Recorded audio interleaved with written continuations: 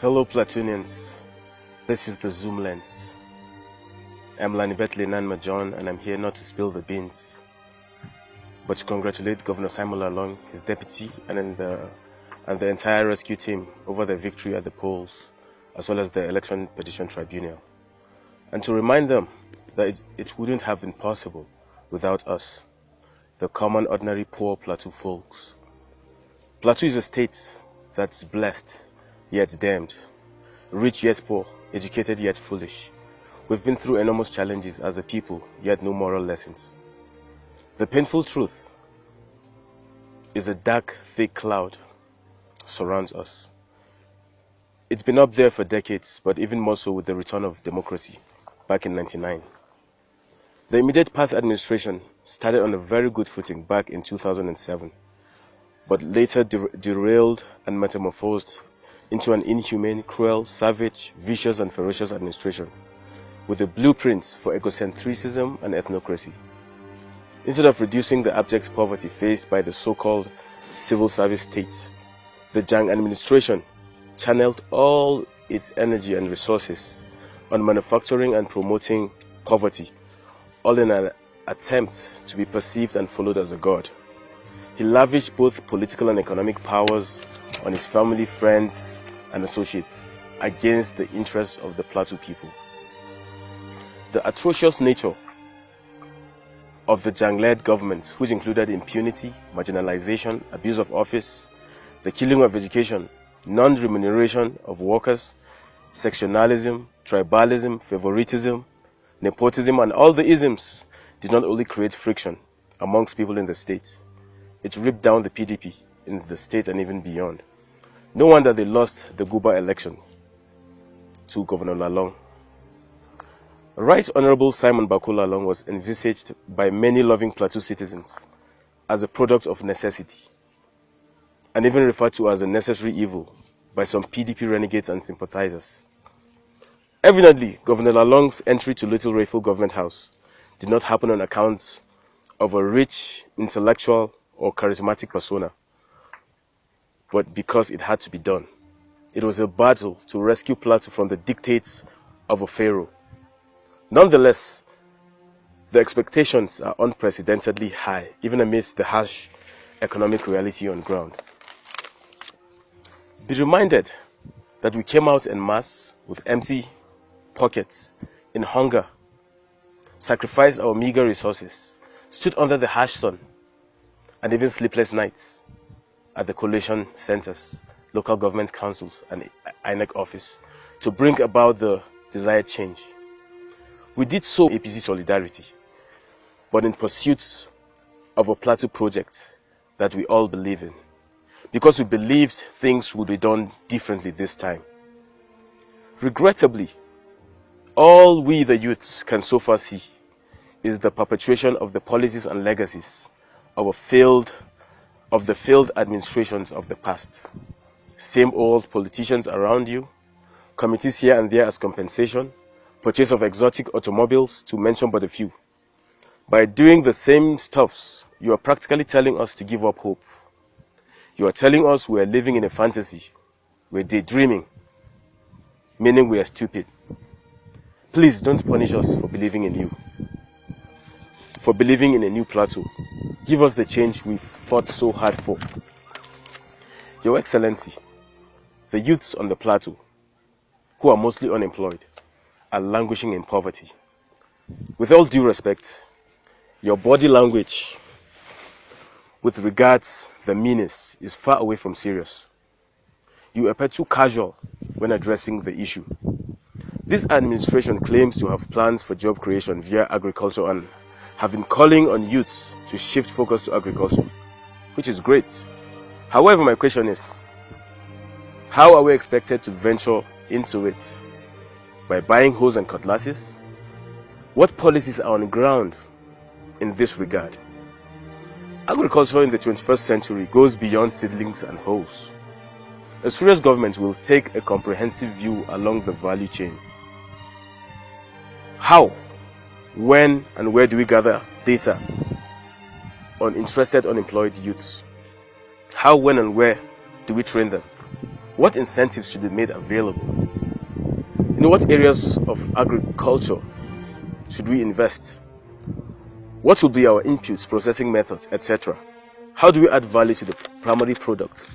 How do we even market the products? There are many avenues for job creation, and the state should partner with passionate youths to brainstorm ideas, as it's our future we're talking about here, especially in the areas of tourism, housing, agriculture, entertainment, sports, etc. I also want to cry to the state government to reconcile with telecom service providers, particularly MTN, to reopen their call center in Jos that had about 3,000 graduates on its payroll, making ×2 of minimum wage, which the past administration and labor union worked so hard to drive out.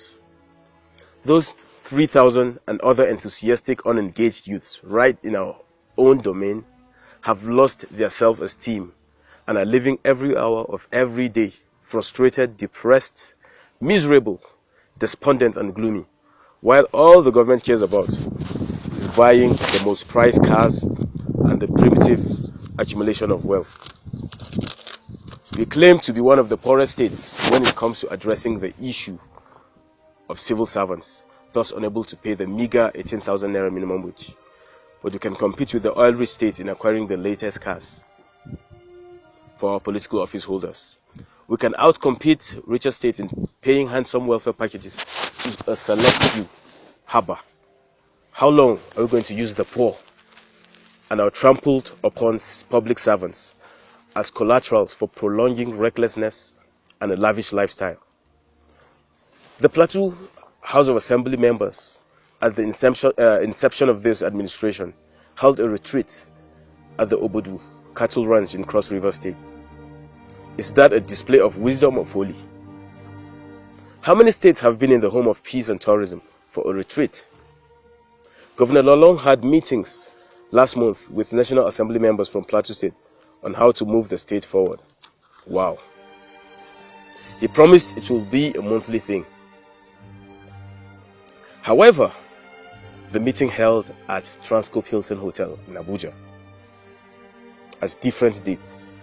Is that reducing the cost of governance?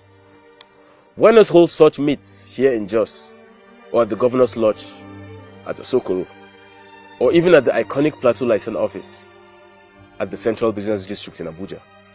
Why spend millions on pilgrimage? Why spend 40 million naira on Salah celebration? We are pretty sure more will be spent on Christmas. Who are the beneficiaries? Apparently the rich. Can we afford such as a state? Are our priorities rightly placed? Why all the trips abroad? Yes, your predecessors did the same under the banner of alluring foreign investors. Where's the result? Why do the same politicians invest abroad, neglecting their home base without invites? I believe it's because they have a business-friendly climate over there.